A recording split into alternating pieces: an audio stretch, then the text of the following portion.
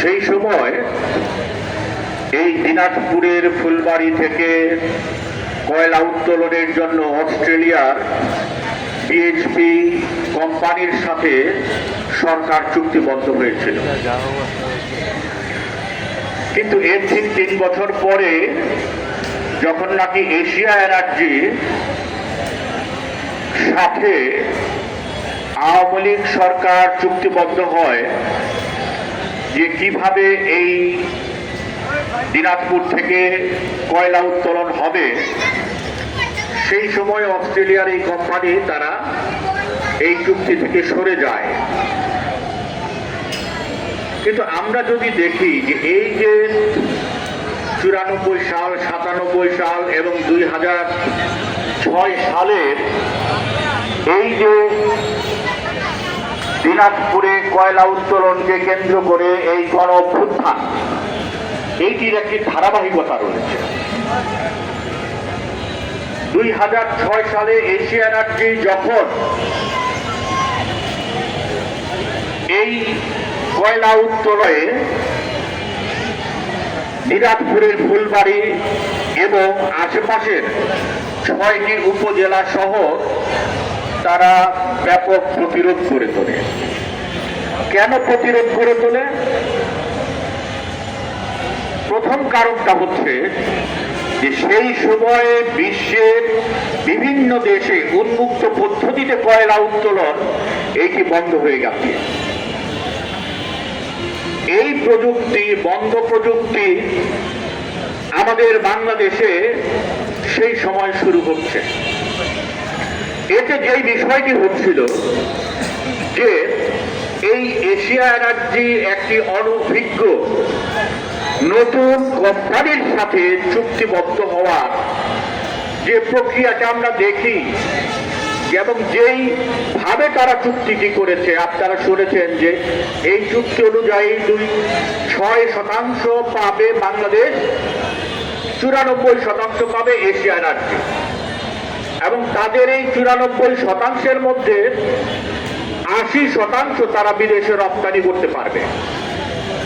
এবং এই বিদেশে রপ্তানি করার জন্য তারা এই ফুলবাড়ি থেকে সুন্দরবন পর্যন্ত একটা রেল লাইন স্থাপন করবে এবং সেই খরচ বহন করতে হবে বাংলাদেশকে। এই যে চুক্তিটি করা হয়েছে, এইটি শুধুমাত্র যে 6% বাংলাদেশ পেয়ে 94% তাদের দিয়ে দেওয়ার চুক্তি, শুধু তা নয়, সেখানে উন্মুক্ত পদ্ধতিতে এই কয়লা উত্তোলনের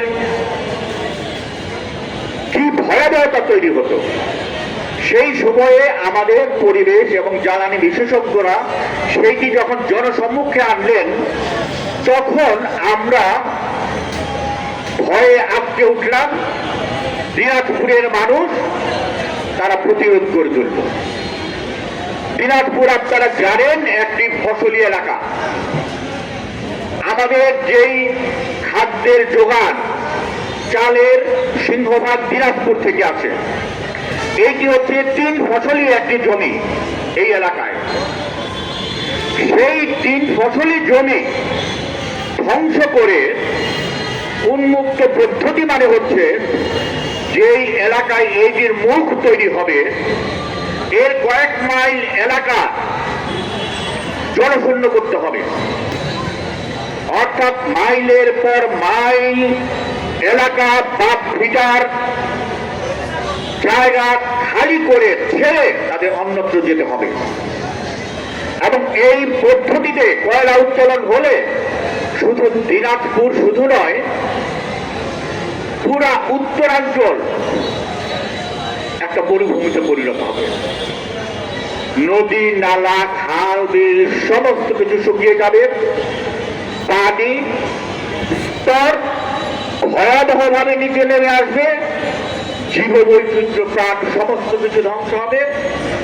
মানুষ তার জীবন জীবিকা তো হারাবেই, পাশাপাশি সেখানে বিভিন্ন অসুখে, রোগ বালাইয়ে তারা রোগ বালাইয়ের মধ্যে পড়বে। এই যে এই আত্মঘাতী একটি চুক্তি, যে চুক্তিতে আমাদের পাওয়ার কিছুই নাই, শুধু ধ্বংস আর ধ্বংস, সেই চুক্তিটি কেন সেই সরকাররা করল? 94 সালে বিএনপি সরকার, 97 সালে আওয়ামী লীগ সরকার, 2006 সালে বিএনপি জোট সরকার। অর্থাৎ আমরা দেখি এই যে ধারাবাহিকভাবে এই সরকারগুলো দেশ বিরোধী, জনবিরোধী, স্বার্থ বিরোধী, প্রকৃতি বিরোধী চুক্তি অবলীলায় করে গেছে। এই সমস্ত চুক্তিগুলো হয়েছে গোপনে। আমরা পরবর্তীতে এই চুক্তিগুলো আমরা জানতে পেরেছি। জনসমক্ষে কোন সময় এই সব চুক্তি প্রকাশ হতে দেয়নি তারা। গত শেখ হাসিনার শাসনামলে মাতারবাড়ি, রূপপুর এবং সুন্দরবনে আমরা দেখলাম যে চুক্তি হয়ে যেই প্রকল্প তারা গ্রহণ করেছে, এই সমস্ত প্রকল্প আমাদের ভয়াবহ ক্ষতির দিকে নিয়ে যাবে। কিন্তু সবচেয়ে আশ্চর্যের বিষয় হচ্ছে এই চুক্তিগুলো বন্ধ করার জন্য আজ পর্যন্ত কোন সরকার উদ্যোগ গ্রহণ করে নাই। সমস্ত সরকার সাম্রাজ্যবাদের স্বার্থ রক্ষার এই সমস্ত দেশ বিরোধী চুক্তি বাস্তবায়নের পথে গেছে। 2006 সালের এই 26শে আগস্ট ফুলবাড়ি সহ আশেপাশের 6টি উপজেলার লক্ষাধিক মানুষ, নারী পুরুষ আবাল বৃদ্ধ বনিতাদের বিশেষে তাদের বাপদাদার সম্পত্তি বাস্তুভিটা রক্ষার জন্য রাস্তায় নেমে এসেছে। তাদের এই রাস্তায় নেমে আসার পরিপ্রেক্ষিতে এশিয়া রাজ্যের দিনাজপুর ছেড়ে পালিয়েছে। সেই সময় ডিসি, এসপি, প্রশাসন সবাই দিনাজপুর ছেড়ে ফুলবাড়ি ছেড়ে পালিয়েছে। 5 দিন দিনাজপুরে ফুলবাড়িতে কোনো প্রশাসক ছিল না, কোনো প্রশাসন ছিল না। বিডিআর যখন নিরীহ নিরস্ত্র এই সমস্ত মানুষের উপর গুলি চালিয়েছে, যখন 3 জন শহীদ হয়েছে, অসংখ্য মানুষ 2 শতাধিক মানুষের উপরে রক্তাক্ত হয়েছে, সেই সময়ে ভয়াবহতা উপলব্ধি করে তারা দেশ ছেড়ে, এলাকা ছেড়ে পালিয়েছে। আমরা দেখলাম 30শে আগস্ট সেই সময়ে তারা এই ফুলবাড়ির মানুষদের সাথে, আন্দোলনরত মানুষদের সাথে একটি চুক্তি করে 6 দফা চুক্তি। আজকে 19 বছরে পর্যন্ত সেই 6 দফা চুক্তি বাস্তবায়ন হয় নাই। যাদের নামে মিথ্যা মামলা দেওয়া হয়েছিল সেই মিথ্যা মামলা প্রত্যাহার হয় নাই। আমরা যেটি দেখলাম, এশিয়া রাজ্যে পালিয়ে গেল, তারপরে তারা তাদের ঘোষ বদলে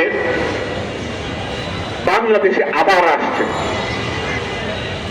বিগত 20 বছর ধরে লন্ডনে এই এশিয়া এনার্জি আমাদের এই ফুলবাড়ি দেখিয়ে শেয়ার বিক্রি করছে, এখনো বিক্রি করছে। এই 20 বছরে কোন সরকার এই এশিয়া এনার্জির কাছে জানতে চাই নাই কোন অধিকারে তোমরা এই শেয়ার বিক্রি করছো। তাদের সাথে চুক্তি নাই এখন, কেন তারা সেখানে শেয়ার বিক্রি করছে? অর্থাৎ বিষয়টা হচ্ছে যে এই সরকারগুলো সাম্রাজ্যবাদের কাছে, বেনিয়াদের কাছে, লুটেরাদের কাছে নত জানো।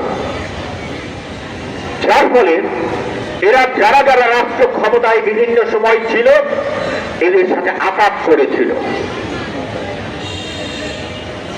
2006 সালে যখন নাকি এই ঘটনা ঘটে, তখন শেখ হাসিনা বিরোধী দলের নেত্রী, তিনি তখন বলেছিলেন আমরা ক্ষমতায় গেলে এইটি বন্ধ করব এবং 6 দফা চুক্তি বাস্তবায়ন করব। তারা